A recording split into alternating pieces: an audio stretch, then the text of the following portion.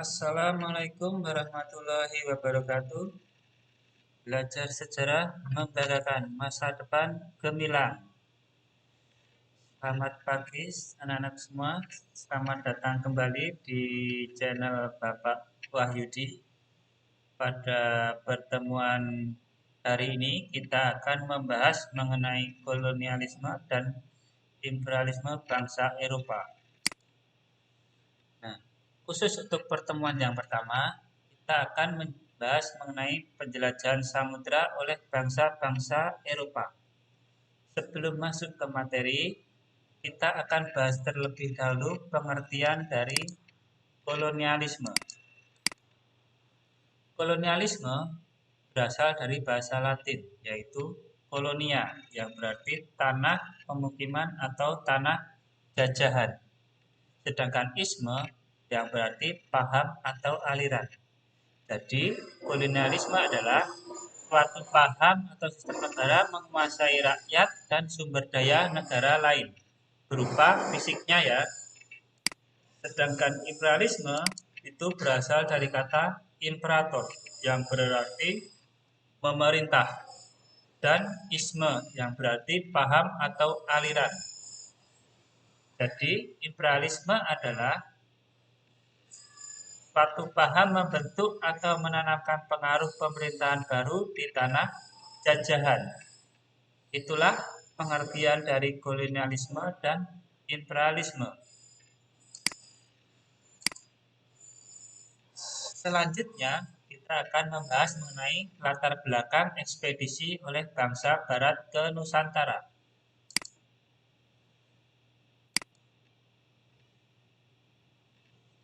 Faktor yang pertama yang menyebabkan bangsa Eropa datang ke Nusantara adalah yaitu jatuhnya kota Konstantinopel ke tangan Turki Utsmani tahun 1453 yang ditaklukkan oleh Sultan Mehmed II atau Muhammad Al-Fatih.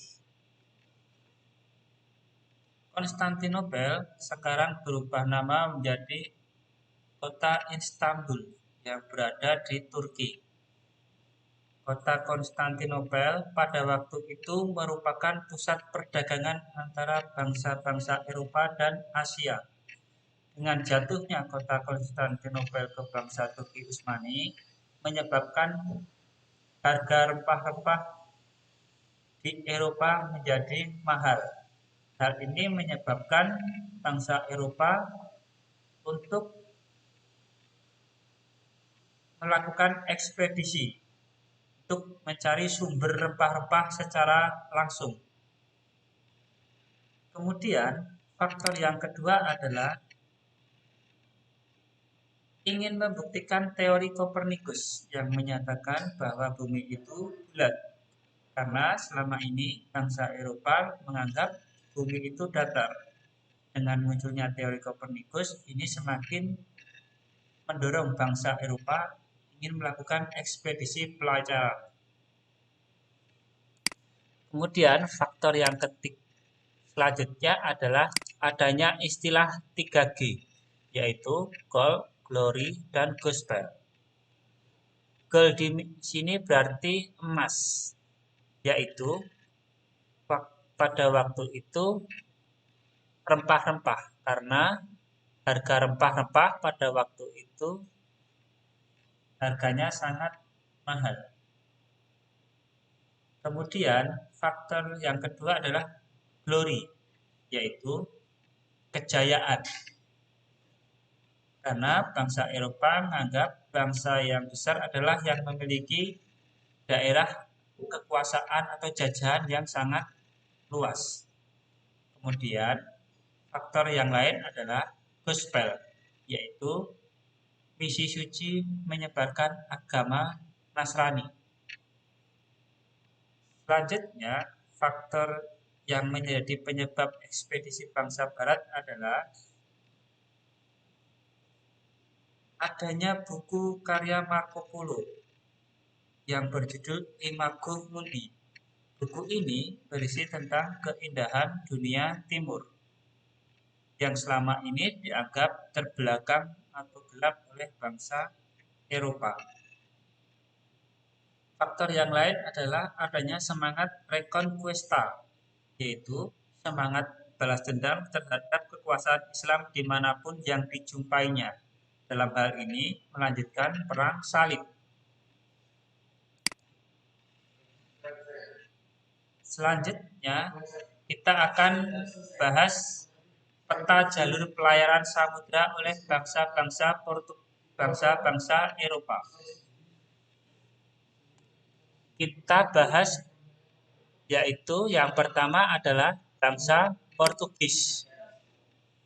Ya, pada waktu itu Portugis melakukan penjelajahan samudra dari Portugis dilanjutkan ke pantai barat Afrika, kemudian sampai ke Tanjung Harapan yang dilakukan oleh Bartholomeus Dias. Kemudian dilanjutkan kembali oleh Vasco da Gama yang sampai ke India. Kemudian penjelajahan dilanjutkan kembali oleh Alfonso de Albuquerque yang sampai ke Malaka. Dari sini dapat dilihat bahwa bangsa Portugis ini berlayarnya ke arah timur, sementara bangsa Spanyol itu berlayar ke arah barat. Hal ini disebabkan karena pada tahun 1494 terjadi perjanjian Tordesillas yang isinya dunia itu dibagi menjadi dua kekuasaan, yaitu Spanyol itu berlayar ke arah barat, sedangkan Portugis berlayar ke arah timur.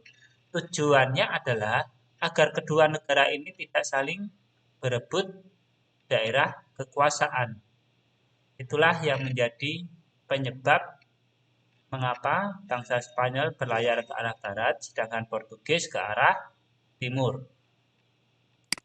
Selanjutnya kita akan membahas mengenai penjelajah dari bangsa-bangsa Spanyol. Bangsa Spanyol pertama kali yaitu oleh Christophorus Columbus, yaitu dari Spanyol ke barat, kemudian sampai ke San Salvador, atau kalau sekarang ke Amerika Tengah. Kemudian pelayaran dilanjutkan kembali oleh Ferdinand Magellan, yaitu dari Spanyol berlayar ke Amerika Selatan, kemudian ke Selat Magellan, terus berlayar ke Samudra Pasifik, kemudian dilanjutkan sampai ke Filipina. Nah, di Filipina ini nanti Ferdinand Magellan terbunuh oleh suku dari Filipina. Kemudian pelayaran dilanjutkan kembali oleh Sebastian Elcano yang melanjutkan dari Filipina ke Maluku. Jadi setelah dari Maluku kemudian kembali lagi ke Eropa. Jadi satu-satunya pelaut penjelajah samudra yang mampu mengelilingi dunia adalah Sebastian Elcano. Selanjutnya kita akan bahas mengenai penjelajahan samudra yang dilakukan oleh bangsa Belanda, yang dilakukan oleh Cornelis Nehoutman, yang berlayar dari Belanda terus ke Afrika Selatan, terus masuk ke Banten.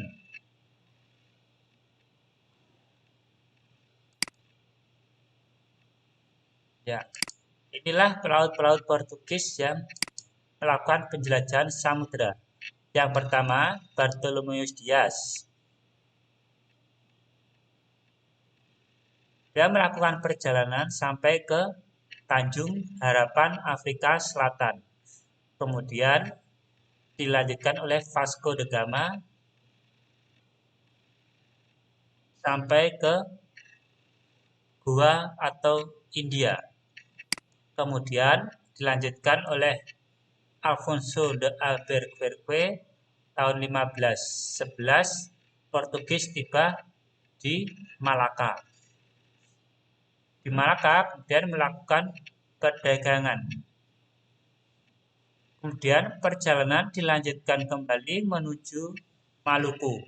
Pada tahun 1512 Portugis sampai di Maluku, yang kemudian setelah sampai di Maluku bersekutu dengan Ternate.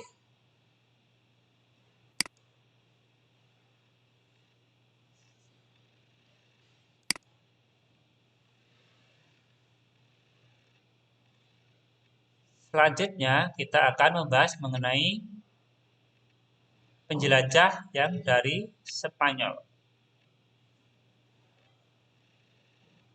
Yang pertama oleh Christophorus Columbus, kemudian dilanjutkan oleh Magellan dan Delcano. Kemudian tiba di Filipina pada tahun 1521. Kemudian Magellan terbunuh di Filipina. Perjalanan dilanjutkan kembali oleh rombongan Delcano, kemudian tiba di Maluku pada tahun 1521. Kemudian Spanyol bersekutu dengan Tidore, sedangkan Portugis bersekutu dengan Ternate.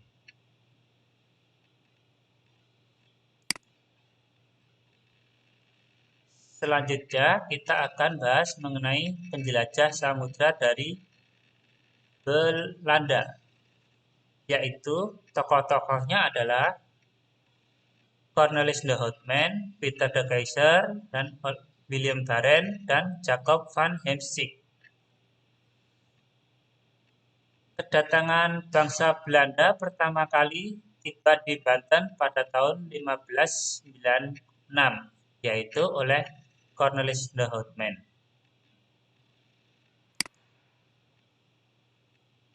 Kemudian kita akan bahas mengenai Inggris.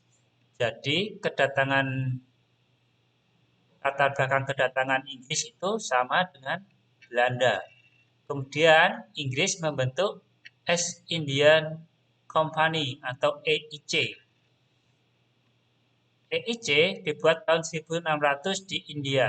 Tujuannya untuk memperkuat daya saing pedagang Inggris dengan bangsa-bangsa yang lain. Demikianlah materi pada pagi hari ini. Sampai jumpa di pertemuan berikutnya. Wassalamualaikum warahmatullahi wabarakatuh.